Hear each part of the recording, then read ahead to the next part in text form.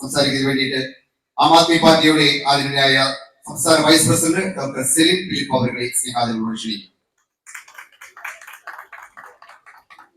ഏവർക്കും നമസ്കാരം. ഉച്ചയായി, വെയിലുച്ചിയിലുമായി ഇനിയാണ് നമ്മൾ തെരുവിലേക്ക് ഇറങ്ങുന്നത്.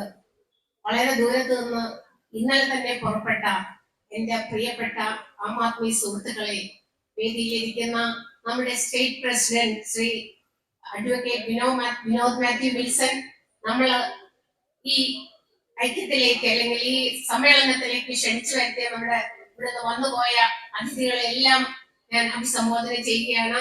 അതുപോലെ മറ്റ് സ്റ്റേറ്റ്, ഡിസ്ട്രിക്ട്, LAC തല ഭാരവാഹികളെ, പ്രിയപ്പെട്ട ആം ആദ്മി സുഹൃത്തുക്കളെ, നമുക്കറിയാം ഏതൊരു രാഷ്ട്രത്തിന്റെയും ചരിത്രം പരിശോധിക്കുകയാണെങ്കിൽ ജനങ്ങളുടെ മനസ്സിൽ നിന്ന് അകലാൻ തുടങ്ങിയ നേതാവിന് ഒരു കാരണവശാലും നിലനിൽപ്പില്ല എന്ന് ചരിത്രം സാക്ഷി. ഇന്ന് നമ്മുടെ ക്യാപ്ഷൻ നമ്മൾ ശ്രദ്ധിച്ചു, ഇന്ത്യ ഫോർ ഇന്ത്യ. ഇത്ര മനോഹരമായ ഒരു ക്യാപ്ഷനിൽ നമ്മൾ എല്ലാവരും ഒന്നിച്ചിരിക്കേണ്ട ഇതിന്റെ ആവശ്യകത ഊന്നി പറയുന്നു. രണ്ടാമത് നമ്മൾ എഴുതിയിരിക്കുന്നത് know what four BJP.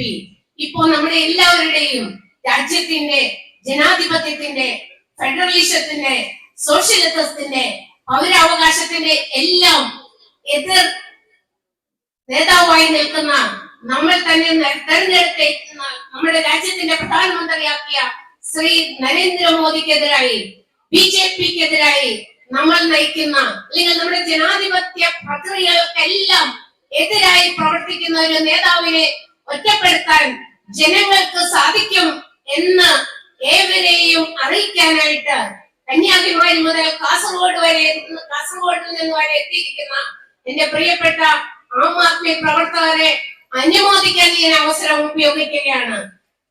Shri Aravind കെജ്രിവാൾജി arrest വരിച്ച രാത്രിയിൽ മിഡ് നൈറ്റില് പാതിരാത്രിയിൽ 14 ജില്ലയിലും ഓടിക്കൂടി പന്തം കത്തിച്ച് പ്രകടനം നടത്തിയ എന്റെ പ്രിയപ്പെട്ട ആം ആദ്മി സുഹൃത്തുക്കളെ അഭിനന്ദിക്കാൻ ഞാൻ ഈ അവസരം ഉപയോഗിക്കുകയാണ്.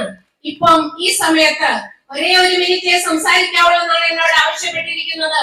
കാലഘട്ടത്തിന്റെ ആവശ്യമായി വന്നിരിക്കുന്ന ഈ രണ്ടാം സമരത്തിലേക്ക് ഉച്ചയായാലും മഴയായാലും വെയിലായാലും ഏത് പ്രതിസന്ധി ഘട്ടത്തിലും ഇതൊരു തുടക്കമാണെന്ന് മാത്രം നിങ്ങൾ വിചാരിച്ചുകൊണ്ട് നമ്മൾ ഈ പ്രക്ഷോഭം നീളേണ്ടത് ഇന്നൊരു ദിവസത്തേനല്ലെന്നും നമ്മളുടെ നേതാവ് ശ്രീ അരവിന്ദ് കെജ്രിവാൾ പുറത്തു വരുന്നത് വരെയാണെന്നും ജനാധിപത്യം പുനഃസ്ഥാപിക്കുന്നത് വരെയാണെന്നുമുള്ള കാര്യം നിങ്ങളെ ഓർമ്മിപ്പിച്ചുകൊണ്ട് ഏവർക്കും വീണ്ടും വീണ്ടും എല്ലാവരെയും ആഹ്വാനം ചെയ്തുകൊണ്ട് നിർത്തുന്നു. നന്ദി, നമസ്കാരം.